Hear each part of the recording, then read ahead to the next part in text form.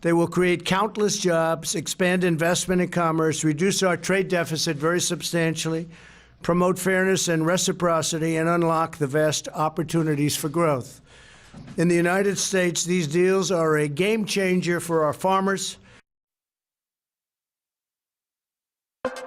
Geneviève Dufour est co-directrice du programme en droit international et politique internationale appliquée à l'Université de Sherbrooke. Bonsoir, Geneviève Dufour. Bonsoir. Le président Trump, donc, fait l'éloge, bien sûr, de cet accord. Est-ce que c'est mieux? Quelle est la différence, en fait, entre l'accord bilatéral d'aujourd'hui avec le Japon et le partenariat transpacifique? Il y a une différence majeure, c'est que l'accord qui a été conclu aujourd'hui avec le Japon, c'est un accord sectoriel qui ne couvre à peu près que l'agriculture et le domaine du numérique.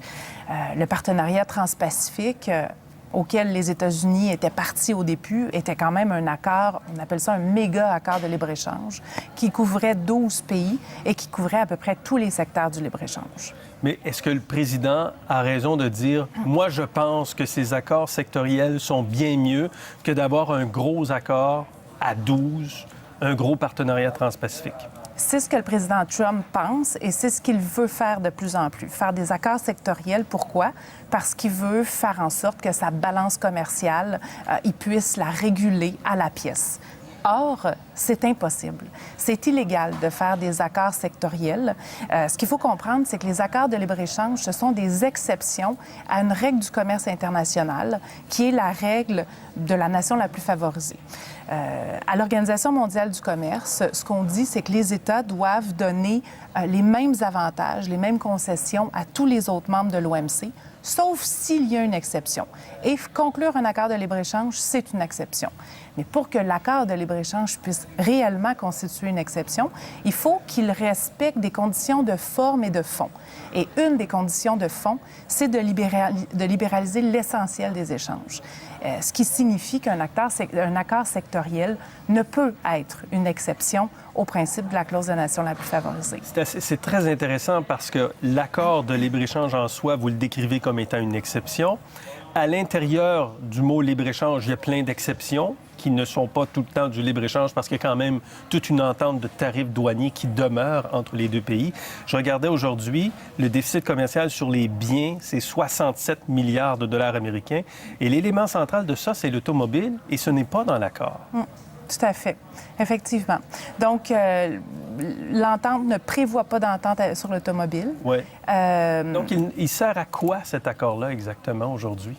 Il sert en période préélectorale à satisfaire la base populaire de M. Trump, à dire aux agriculteurs qu'ils se préoccupent de leurs besoins. On se rappelle que les agriculteurs américains subissent en ce moment quand même des sanctions commerciales de la part de la Chine, dans la guerre commerciale avec la Chine. Ils ont de la difficulté à arriver et cet accord-là semble une bouffée d'air frais. Donc, je ne sais plus qu'est-ce qu'il a dit, là, le président Trump. C'est phénoménal, une victoire phénoménale. Phénoménale pour les agriculteurs américains. Les producteurs de bœuf, les producteurs de porc, mais pas tous les types de producteurs. Non, effectivement. Les Japonais ont refusé, par exemple, que le riz ou l'orge soient inclus dans l'accord de libre-échange. Donc, il n'y aura pas de diminution des droits de douane par rapport à certains produits. Quand vous dites que c'est illégal, le Japon signe des accords avec les États-Unis qui sont illégaux? Bien oui, effectivement. Mais il faut se rappeler qu'on est ici en situation de contrainte. Les Japonais ont en haut de la tête la menace de se faire imposer des surtaxes douanières sur le secteur de l'automobile.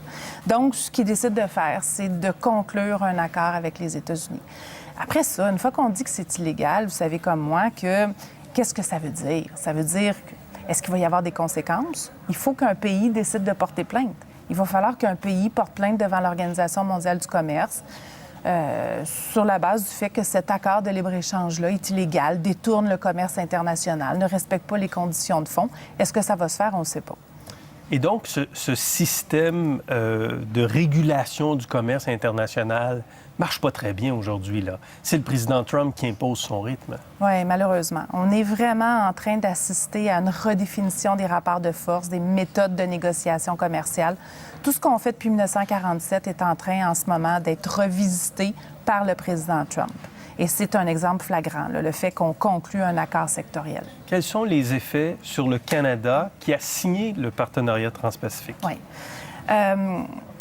Globalement, je dirais que le Canada, que les exportateurs canadiens viennent de rencontrer un nouveau partenaire qui va être en compétition avec eux sur le marché japonais. Parce que le Canada a une entente de libre-échange avec le Japon dans le cadre du partenariat transpacifique. Les États-Unis n'étaient pas dans cet accord-là. Donc, le Canada pouvait faire le commerce au Japon sans se soucier d'avoir un partenaire, les États-Unis comme compétiteurs. Mais plus spécifiquement, je pense que ça peut atteindre considérablement notre marché d'exportation dans le domaine du porc. On sait qu'en ce moment, on peut exporter... On a des gros problèmes d'exportation de notre porc, entre autres en raison des mesures sanitaires qui ont été prises par la Chine. Et donc, le Japon était un marché d'exportation assez intéressant. Et là, on sait que ça va devenir vraiment l'exportation américaine vers le Japon qui va être favorisée. Et les accords sectoriels annoncés aujourd'hui entre les États-Unis et le Japon, est-ce qu'on pourrait voir cela également avec la Chine, avec qui les États-Unis recommencent à négocier cette semaine? Bien, tout est possible, mais la Chine a annoncé que ça ne l'intéressait pas, qu'elle n'avait pas d'intérêt à modifier ses politiques et ses façons de faire au niveau interne pour satisfaire les Américains.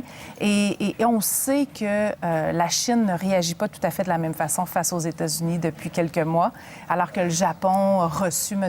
Trump en grande pompe au mois de mai dernier. La Chine n'est pas tout à fait dans cette posture-là. La Chine joue au gros bras en ce moment. Puis on verra qu'est-ce que ça va donner. Geneviève Dufour, merci beaucoup. Ça m'a fait plaisir. Merci.